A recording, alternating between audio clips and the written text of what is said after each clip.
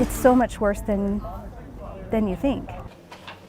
We have an update tonight. The suspect in the alleged hit and run that killed CHAS COO Sarah Doxey found himself before a judge yet again for an ankle monitor violation. KREM 2's Christian Garza sat inside that hearing today and spoke exclusively with the family.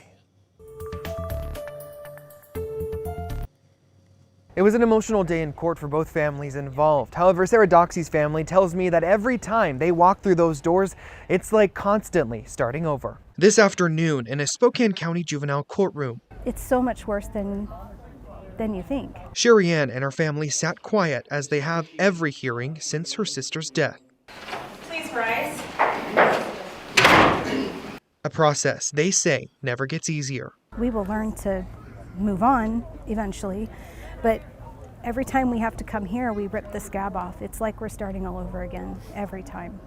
That's been the hardest part. Today, a Spokane County judge decided whether or not the 18-year-old suspect, Keegan Forshee, allegedly responsible for her sister's death, will be allowed to leave police custody again. That said any violation to result in a rehearing of detention. Learning to live a new life without your significant other and the mother of your children is something I would not wish on my worst enemy.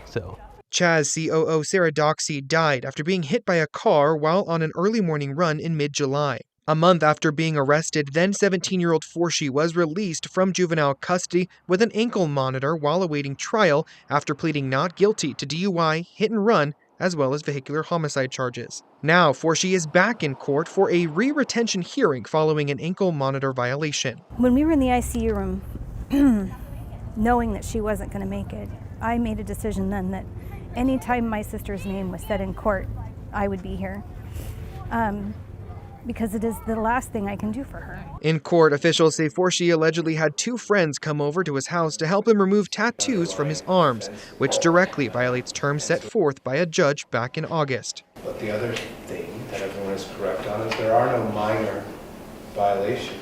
Today, a judge decided that Forshee will remain in adult custody until a later court date. That will conclude this matter.